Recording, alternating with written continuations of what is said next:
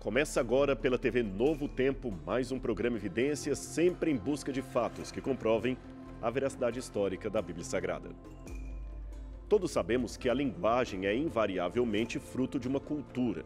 Por isso, o significado das palavras está sempre relacionado ao contexto cultural, de modo que até uma expressão aparentemente simples de traduzir pode conter sutilezas culturais que, se não forem bem compreendidas, podem gerar ruídos e colocar em risco toda a mensagem. Veja a situação constrangedora que aconteceu tempos atrás numa entrevista de Woody Allen, uma entrevista que foi mal traduzida por um jornalista. O ator, que já tinha uma vida de polêmica, disse ter o hábito de tomar um banho a cada mês para relaxar.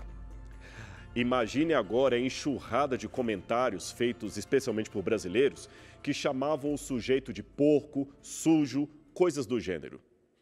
Até que alguém percebeu que ele estava falando de um bath e não de um shower. Bath, em inglês, quer dizer aquele banho de banheira, daqueles relaxantes que se toma uma vez ou outra, de vez em quando. Bem diferente do shower, que seria o nosso banho de chuveiro, aquele banho diário.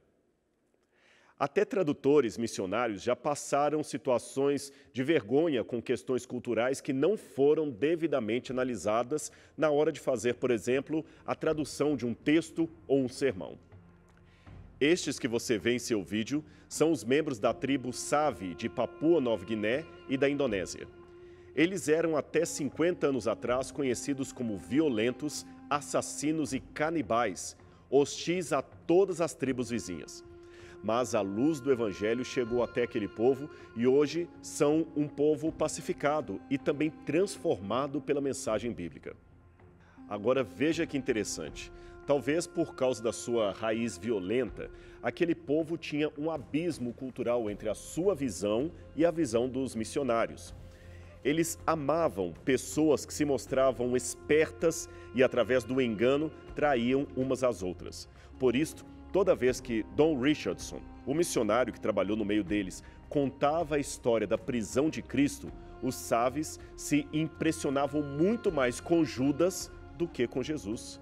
Judas, e não Jesus, foi por um bom tempo o herói deles.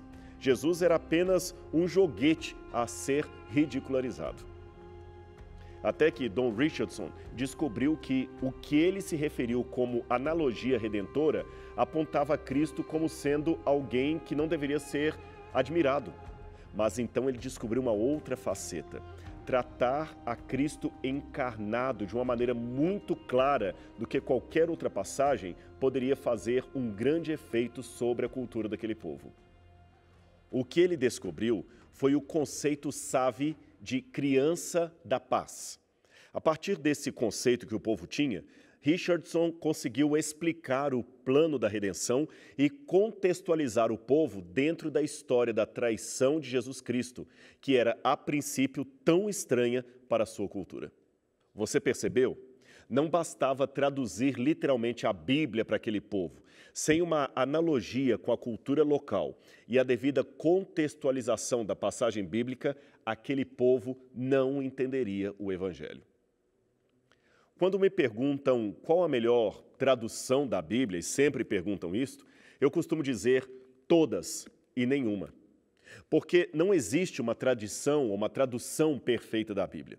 Por isso, as passagens dificultosas que aparecem aqui e ali seriam melhor entendidas dentro do seu próprio texto, no seu contexto e com a comparação de várias Bíblias, além, é claro, da boa recorrência a um comentário bíblico. Isto ajudará bastante o seu estudo.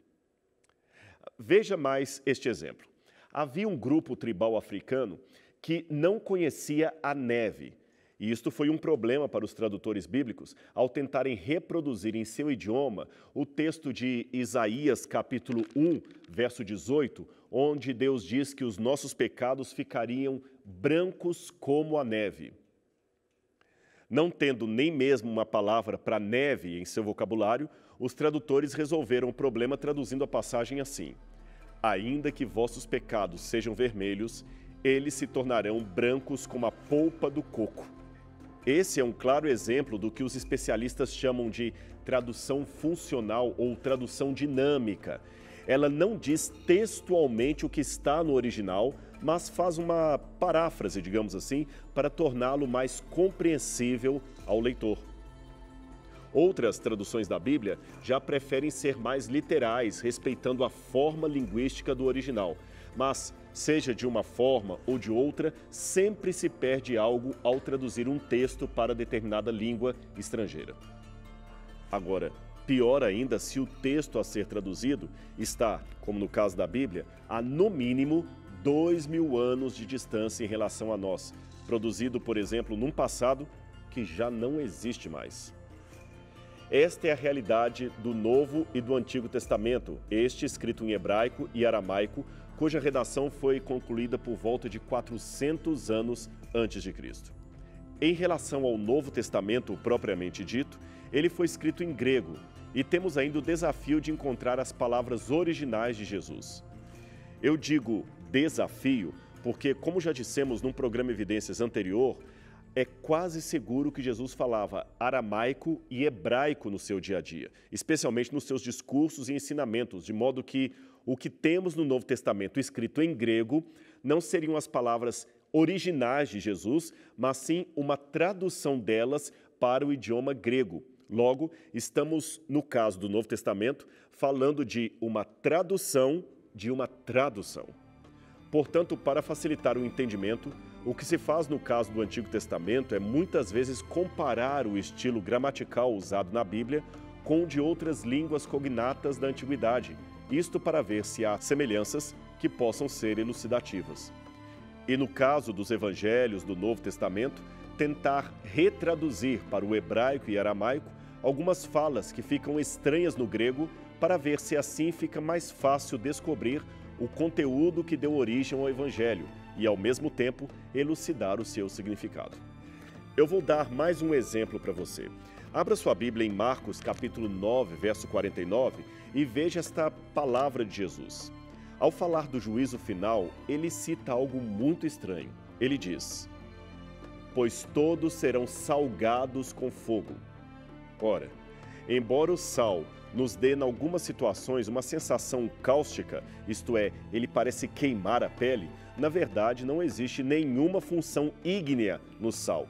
Ele não faz algo pegar fogo sobre as coisas. Portanto, esta fala de Jesus, salgar com fogo, pode ser entendida como algo estranho, se for tomado como literal. Ela também não faz muito sentido em grego, mas pode ser traduzida quase que na mesma ordem de palavras para o hebraico. Aí sim, o sentido pode ser uma expressão idiomática encontrada também no Antigo Testamento. Veja, na época de Jesus, o sal era muito importante não só para dar tempero aos alimentos, mas também na conservação dos mesmos e ainda na pureza ritual. De fato, falando do efeito purificador do sal, o seu uso era tão importante no ritual do santuário hebreu que havia no templo em Jerusalém uma sala especial apenas para estocar o sal que seria usado em todos os sacrifícios. O sacerdote deveria primeiro salgar a carcaça do animal imolado e então queimá-lo sobre o altar. Por isto, alguns comentaristas pensam que o sentido original de Marcos 9, verso 49, seria o de purificação. Mas isto fica estranho se considerarmos que ali se fala de uma aniquilação final feita por Deus e não de uma purificação expiatória para o perdão dos pecados. O sentido, portanto, precisa ser outro. Aí, quando damos ouvido ao substrato hebraico ou aramaico das palavras de Cristo, notamos que a raiz da palavra sal, tanto em hebraico quanto em aramaico, melar, não aparece apenas com o sentido de purificar e preservar, mas também com o estranho sentido de destruir. De acordo com o dicionário hebraico de Ruben Alcalay, a expressão zará makon melar, que literalmente quer dizer semear um lugar com sal, seria um idiomatismo para destruir completamente. E é interessante que os antigos hebreus tinham o costume de teatralizar as suas expressões idiomáticas. Por exemplo, bater a poeira dos pés e sair era uma expressão idiomática para dizer você desistiu daquela coisa ou daquela pessoa. Eles então, às vezes, falavam bato os meus pés sobre a sua casa e literalmente batiam a poeira dos pés e iam embora, sem dizer nada. O ato acabou falando por si. Sendo assim, a outra expressão que nós temos aqui pode ser um sinônimo de destruir completamente. Nós vemos esse estranho ato descrito em Juízes, capítulo 9, verso 45. Ali é dito que quando Abimeleque, depois de arrasar completamente a cidade de Siquém, espalhou sal sobre os escombros da cidade. Isaías 51, verso 6, traz também um trocadilho interessante. Ele usa o verbo malho, literalmente salgar, com o sentido de ser destruído. Veja o que ele diz. Os céus desaparecerão como fumaça. Literalmente, os céus salgarão como fumaça.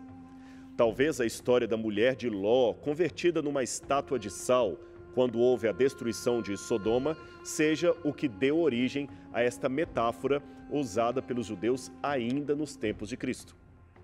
O sentido, portanto, dado pelo Salvador no texto de Marcos, que nós já lemos, seria o de descrever a destruição completa, total, dos ímpios que não aceitaram a tempo o seu convite de arrependimento. E então, você está gostando de aprender essas curiosidades linguísticas da Bíblia Sagrada?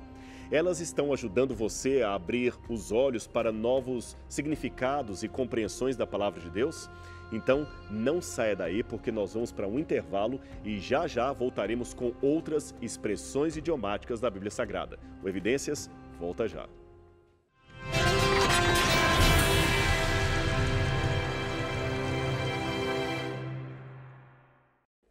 Estamos de volta com o programa Evidências e hoje estamos estudando as expressões idiomáticas da Bíblia Sagrada. Uma outra forma de entender as expressões idiomáticas é conhecendo a peculiaridade do hebraico, aquelas peculiaridades que não temos em português. É que em nosso idioma, um verbo terá os mesmos significados possíveis em qualquer conjugação verbal que ele esteja, não é assim? Mas no hebraico é diferente. Dependendo da conjugação verbal, a ação muda às vezes completamente de sentido. Quer ver? Veja o verbo shalar, conjugado no caulo, que significa enviar. Porém, o mesmo verbo conjugado no piel significa expulsar, libertar, dispensar. Barak significa, dependendo do contexto, abençoar, mas muitas vezes também pode significar amaldiçoar, o oposto. Katav quer dizer ele escreveu, mas se eu mudar a conjugação, vira ele correspondeu ou ele ditou para outro escrever. Pois bem, tudo isto são apenas exemplos para você ver como, no caso do verbo, a conjugação e o contexto podem fazer grande diferença na hora de traduzir uma passagem da Bíblia.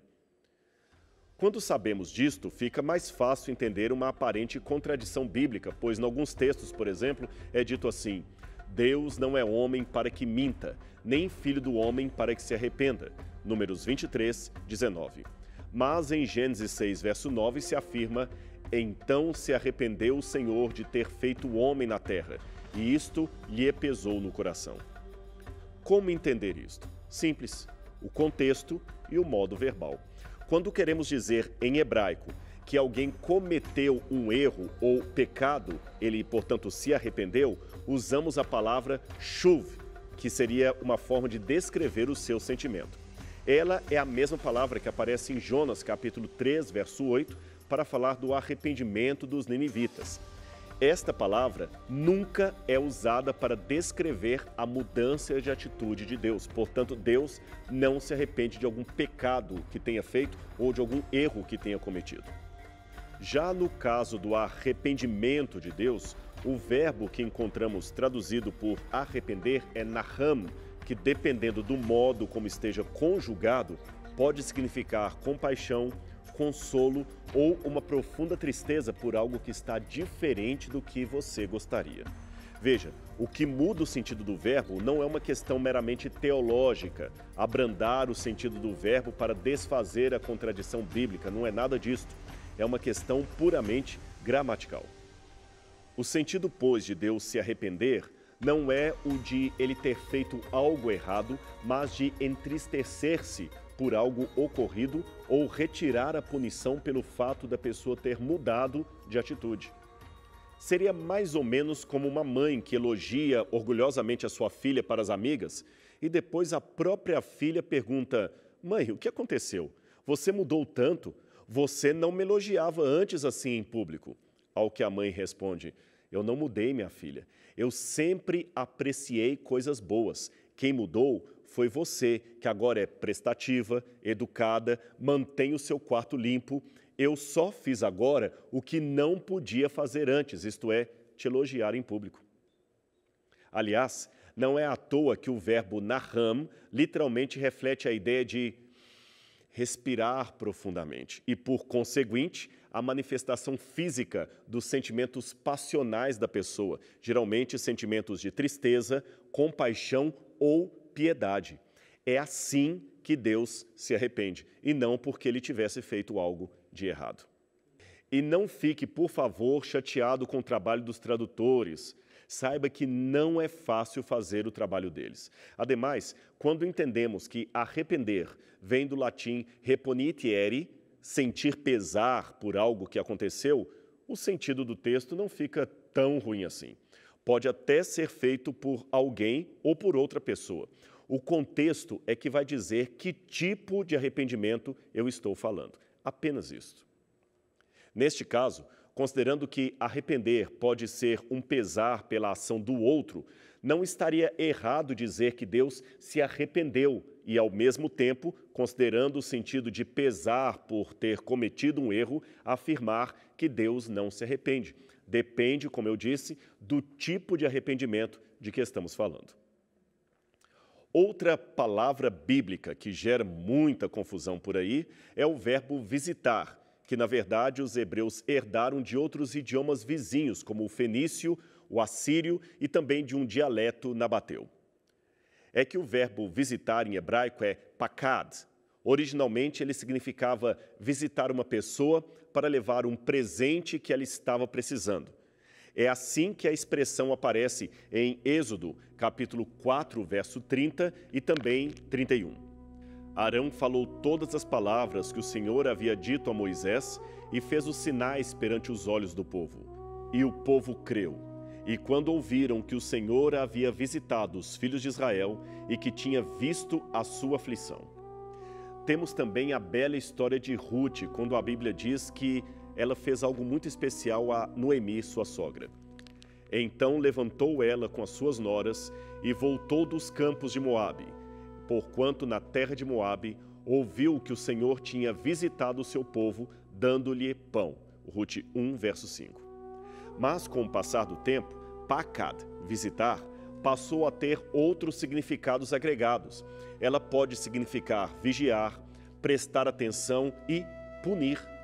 Agora sim fica claro o sentido de Êxodo, capítulo 20, verso 5, que diz: "Sou Deus zeloso, que visito a iniquidade dos pais nos filhos, na terceira e na quarta geração daqueles que me aborrecem." Veja também esse texto de Zacarias, capítulo 10, verso 3. "Contra os pastores acende-se a minha ira, e contra os líderes eu agirei." Pakad. Porque o Senhor dos exércitos cuida, pakad, do seu rebanho, o povo de Judá. Zacarias 10, verso 3. Você viu que interessante? O mesmo verbo usado em dois diferentes sentidos no mesmo texto. Isto nos mostra que a visitação de Deus é em si um ato cuja natureza depende de mim, que serei o visitado. Ele pode vir como um provedor das minhas necessidades ou como um juiz para me punir. Tudo depende de minha atitude diante da sua palavra.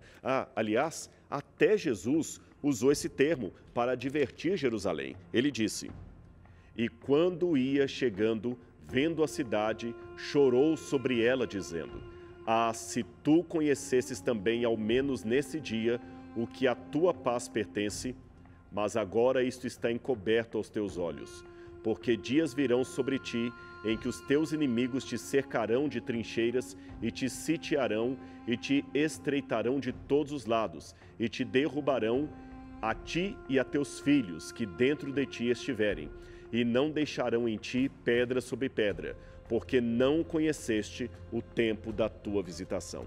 Lucas 19, 41 e 44. A visitação, nesse caso, era do Messias que veio para socorrer Jerusalém, mas eles não o receberam. Outra característica muito comum, não apenas da linguagem bíblica, mas de vários outros idiomas ali do entorno do Mediterrâneo, era o uso expressivo de hipérboles ou exageros. Na verdade, o exagero era até uma forma bem humorada de dizer uma coisa, mas não o humor barato. Sabe, era aquele tom um tanto irônico que alguém usa provocando risos no auditório, mas que todos perceberam em direta. Era mais ou menos assim. Um exemplo típico está no livro de Daniel, na descrição que faz da ordem do rei para que todos adorassem a sua imagem. Isso está bem aqui no livro de Daniel, capítulo 3. Ali diz que o rei mandou reunir todos os príncipes, prefeitos, governadores, conselheiros, tesoureiros, juízes, capitães e todos os oficiais das províncias para que viessem à consagração da imagem que o rei Nabucodonosor tinha levantado. Aí, repete tudo de novo. Então se reuniram os príncipes, os prefeitos, os governadores, os capitães, etc, etc, etc. Logo em seguida, vem a ordem real. Quando ouvirdes o som da buzina, da flauta, da harpa, da cítara, do saltério, da gaita de foles e de toda a sorte de música, prostrar-vos-eis e adorareis a estátua de ouro que o rei Nabucodonosor tem levantado. E esta mesma lista se repete exageradamente em outras partes do capítulo. Qual a razão disto? Simples. Mostrar com humor a ironia e o desespero de um rei tentando de tudo, sem sucesso, para fazer com que os verdadeiros servos de Deus pecassem contra a sua fé, coisa que ele não conseguiu fazer.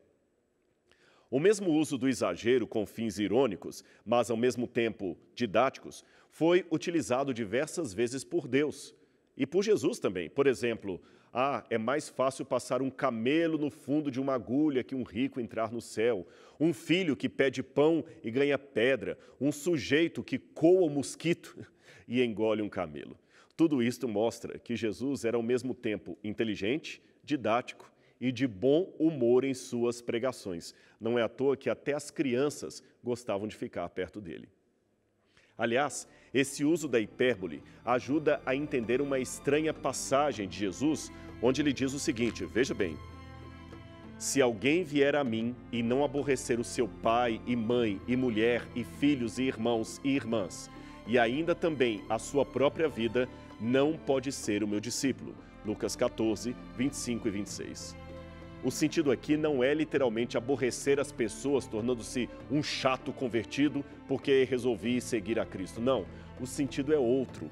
É que eu não posso amar nada nem ninguém acima de Jesus. Novamente, uma expressão idiomática. Aliás, que também ajuda a entender uma outra estranha frase que aparece em Romanos, capítulo 9, verso 13, onde Deus diz: amei a Jacó e aborreci Esaú. À luz dos exemplos dados, aborrecer aqui seria gostar menos ou preferir um ao outro, não no sentido de que Deus faz acepção de pessoas, mas no sentido de que ele confere mais bênçãos e, obviamente, se agrada mais daquele que lhe obedece, daquele que lhe é fiel. Veja, gostar e amar nem sempre são sinônimos perfeitos. Eu amo a todos, mas não posso dizer que gosto igualmente de todos. O amor é incondicional, mas o gostar é ter prazer no outro, nas suas ações, no seu jeito de ser. É aprová-lo como ele é. Veja, Deus ama todas as suas criaturas, mas seria estranho, por exemplo, dizer que Deus gosta do diabo, não acha? Nós, é claro, temos um verbo para amar e outro para gostar, mas nos idiomas bíblicos não. Por isto, usando ainda o recurso da hipérbole, Paulo diz que Deus amou um e aborreceu-se do outro. Para terminar, eu quero falar de uma palavra hebraica muito interessante, mirsol, que significa claramente pedra de tropeço. Assim ela está em Levítico, capítulo 19, versículo 14, que diz: não porás tropeço diante do cego. Assim também no Salmo 119, 165 também diz: grande paz têm os que amam a tua lei, para eles não há tropeço. Isso se tornou muito mais significativo nos dias de Cristo, quando o país era entrecortado por estradas romanas. Porém, vez ou outra, uma pedra se soltava na estrada romana e o perigo era muito grande, principalmente à noite para as carruagens. E sabe como esse tipo de pedra solta, perigosa, se chamava em grego? Escândalon. Isto mesmo, de onde vem a nossa palavra escândalo, pedra de tropeço, algo que espero nenhum de nós jamais sejamos. O Evidências de hoje fica por aqui, mas eu espero que você possa estar conosco no próximo encontro aqui na TV Novo Tempo para mais um estudo da Bíblia Sagrada. Um abraço e até lá!